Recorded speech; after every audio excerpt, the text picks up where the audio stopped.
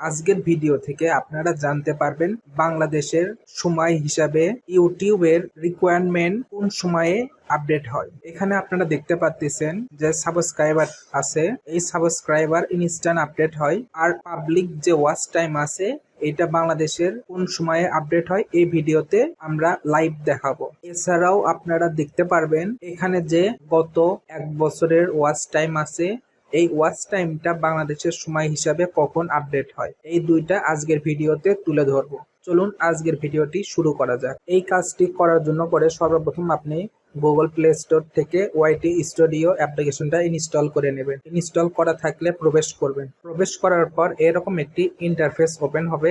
এখান থেকে আপনারা আর্ন বাটনে প্রেস করবেন। প্রেস করার পর একটু স্ক্রল ডাউন করবেন। করার পর রিকোয়ারমেন্ট দেখতে পারবেন। প্রথম রিকোয়ারমেন্ট 1000 সাবস্ক্রাইবার লাগবে, এটা ইনস্ট্যান্ট আপডেট হয় কেউ যদি সাবস্ক্রাইব করে। আর উপরে যে একটা আইকন আছে আই নামক, এখানে ক্লিক করবেন। এখানে উল্লেখ করা আছে পাবলিক ওয়াচ টাইম কি কারণে কাউন্ট হয় আর কি কারণে কাউন্ট হয় না, আর শর্ট ভিউজ কি কারণে কাউন্ট হয়। পাবলিক ওয়াচ টাইম কাউন্ট হয় আপনার যে পাবলিক ভিডিও আছে এখান থেকে, এখানে কোনো শর্ট ওয়াচ টাইম ইনক্লুড হয় না। আর যে শর্ট ভিউজ আছে এটা শর্ট থেকে কাউন্ট হয়। এখন আপনারা দেখবেন ঘড়ির টাইম বাজে 1:47। এখানে পাবলিক ওয়াচ টাইম আছে 266 ঘন্টা। আমি যদি রিলোড দেই 266 ঘন্টাই থাকে। এইটা আপডেট হবে ঠিক সই 2টা বাজলে বাংলাদেশি টাইম।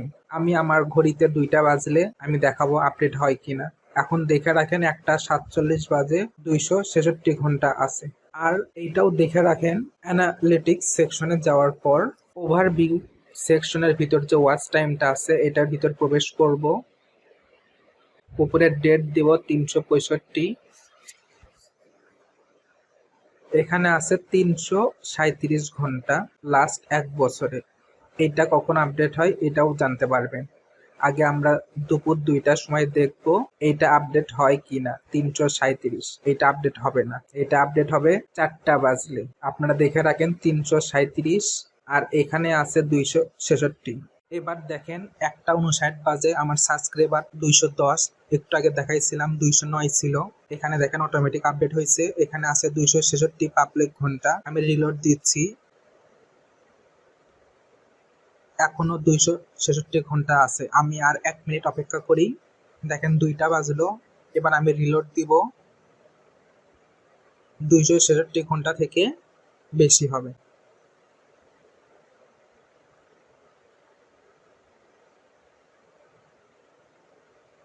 দেখেন রিলোড দেওয়ার পর 266 ঘন্টা থেকে 282 ঘন্টা হইল। আপনারা তাহলে বুঝতে পারতেছেন বাংলাদেশের সময় দুপুর 2টার সময় পাবলিক ওয়াচ টাইম আপডেট হয়। আর আরেকটা আপনাদের দেখাইছি 1 বছরের আপডেট কখন হয়। অ্যানালিটিক্স অপশনে যাওয়ার পর ওভারভিউ সেকশনের ভিতর থেকে ওয়াচ টাইমে যাব, 365 দিন। এখানে কিন্তু আপডেট হয়নি, 337 ঘন্টায় আছে। এইটা আপডেট হবে 4টা বাজলে। আমরা 4টা বাজলে আবার ভিডিও রেকর্ড করব। এখন দেখেন 3:59 বাজে। অ্যানালিটিক্সে যাওয়ার পর দেখেন 4টা বাজে।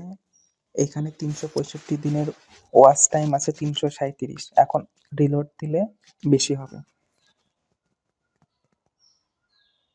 এখনো বেশি হচ্ছে না, বাট 2-1 মিনিটের ভিতর আপডেট হয়ে যাবে। আমি রিলোড দিচ্ছি। দেখেন আমি নতুন করে আসলাম।